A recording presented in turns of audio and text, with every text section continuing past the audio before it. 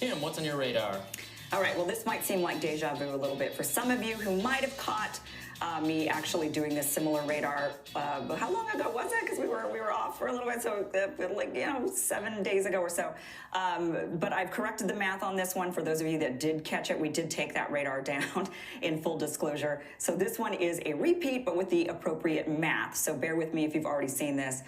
It is corrected now. So on March 1st, the FDA released the first round of thousands of pages of data submitted by Pfizer for review of their COVID-19 vaccine. And originally, the documents were going to take 55 years to be released, but because of a court order, we'll get all of the documents by year's end. Now, before we get to the documents, let me first explain why we're getting these in a much more timely manner. Now, back in August, a group called Public Health and Medical Professionals for Transparency filed a Freedom of Information Act request seeking to see the nearly 330,000 pages of data Pfizer submitted to the FDA for authorization and then later approval of their COVID-19 vaccine. The FDA hedged on the request and said they could release the documents, but very, very slowly, as in 500 pages per month. This meant it would take 55 years to get all of the 330,000 pages. Most of us will be dead by then. The FDA claimed the reason for this delay is that it's a lot of pages for them to go through and that redacting the necessary proprietary information would be burdensome. The FDA also claimed there wasn't a need to speed up the release of the data because there wasn't a, quote, compelling need that involves an imminent threat to the life or physical safety of an individual, and that there was no real urgency to inform the public concerning actual or alleged federal government activity.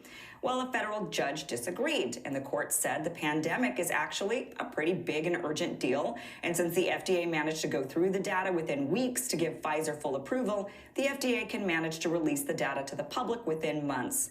So in late January, the judge ruled the FDA needs to release the hundreds of thousands of pages on a per-month schedule. The schedule being 10,000 pages per month, for 10,000 pages March 1st, another 10,000 pages April 1st, 80,000 pages on the first of each month of May, June, and July, 70,000 pages by August 1st, and then 55,000 pages by the first business day of each month until all pages are released.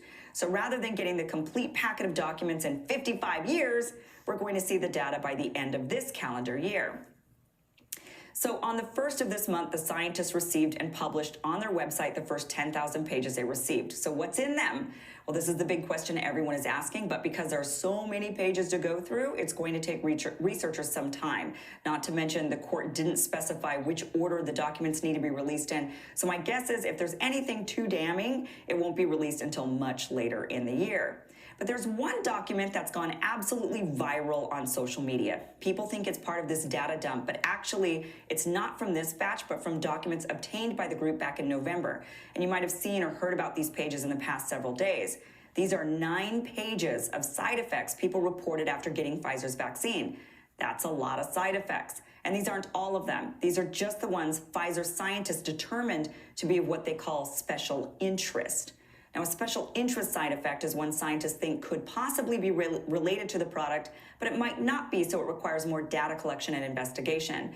None of the side effects listed in this document are confirmed to be a result of the vaccine. Some side effects in this document are mild, such as soreness, mild fever, or nausea. Others are severe, including various heart and circulatory problems, such as myocarditis and blood clotting, or various nervous system disorders. The document says there were 42,086 case reports between December 1st, 2020 and the following February 28th, 2021. These reports contained a total of 158,893 events, meaning each person on average reported 3 to 4 different side effects. Now, these reports come from the government reporting system VAERS, reports directly to Pfizer, as well as other reporting systems. And the document admits that reporting is voluntary and the magnitude of underreporting is unknown. According to the document, there were 1,223 fatalities. Again, none of this is verified to be directly related to the vaccine, but those who reported likely believed it was, and this is one of the reasons the document has gone viral. However, some people are misreading this data and thinking that 42,083 number represents the number of people in a trial, rather than that being the number of cases filed. They then see the numbers listed by each side effect and they're thinking the rate of occurrence is much higher than it really is. So let's talk about the rate of occurrence. The document lists the official number of Pfizer vaccine doses distributed in the 3-month time period, but it's redacted. However, we can guesstimate by looking at each country listed in the document and finding the data through the Our World in Data website.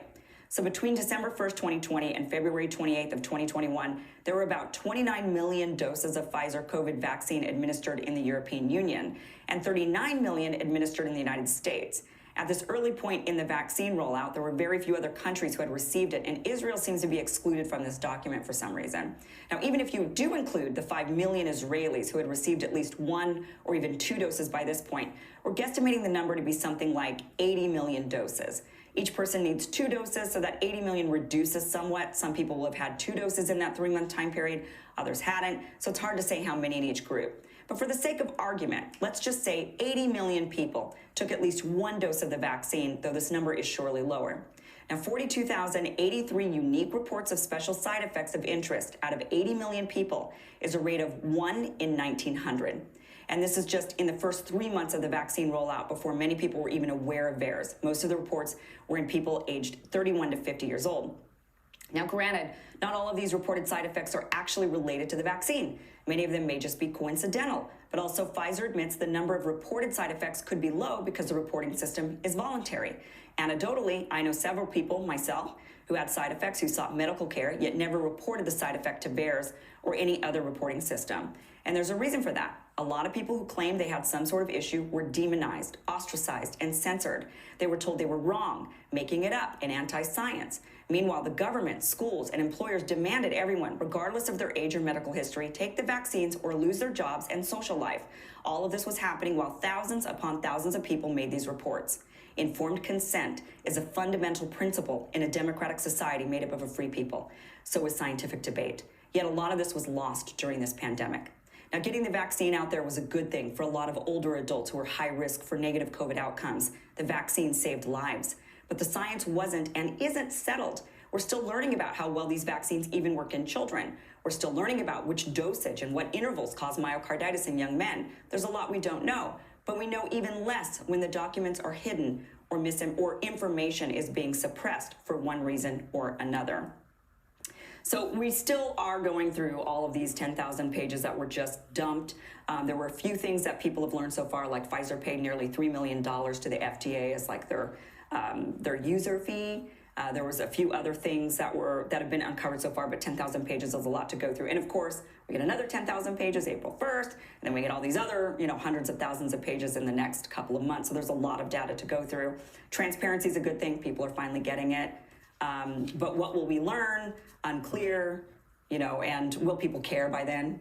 It's just going to be so hard to sort out. And right, so they have some indication that maybe in these cases these were genuine side effects of the vaccine. Yeah. With so many millions of people taking it, and also many elderly people taking it who might then just have had health problems or be having health problems, normal health problems, or just things that other people experience. So connecting it to the vaccine and certainly probably in some number of cases, maybe a very small number of cases, maybe there is some connection, but it's just so hard to know and to tell, I think. Well, unless they do more research. Yeah. Right. I think they do need to do more research on this. And what your point here is a good corrective to is you saw a lot of people saying, look, there's 10,000 pages of side effects to this vaccine. Well, no. Well, 9 pages on that. Okay. 9 pages of side Not 10,000. 9 pages of side effects of listed thousands and thousands and thousands. Well, no. That's not the way you described it is accurate. That this is a list of all of the side effects that people reported having experienced at some point after the vaccine. I know people that had serious side effects.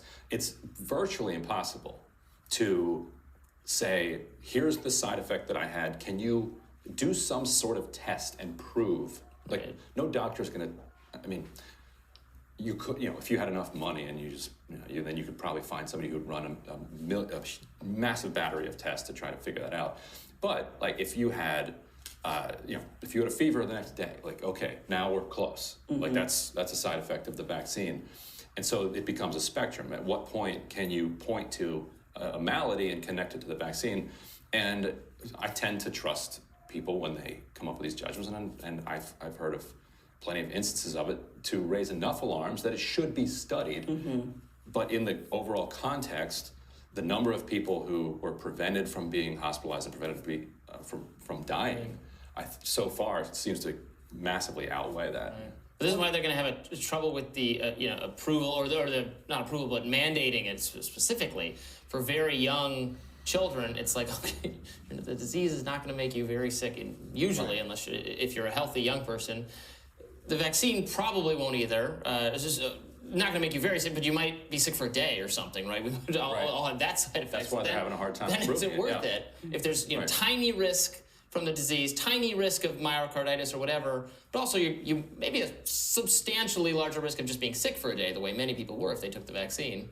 Is that even worth it? How could you require that, right? How could that decision be taken out of individual people and families' hands? Well, that's why the important part about all of this data being released and us seeing it is that it facilitates that discussion and the debate, which is what we should have in a democratic society. We should say, look, I want the informed consent. I want to be able to choose for myself whether or not this is a good thing for me based on all of the individual data. And I do believe that a lot of people would have absolutely still taken it and said, it's worth the risk for me. I'm in that age group. I'm seeing my friends die. I don't want to have that happen to me, so I'm going to take it. But other people could say, especially these young 20-year-olds, and we saw them partying in Miami Beach at spring break right at the beginning of the pandemic, and they were criticized and, being not by me. Like, freedom, go.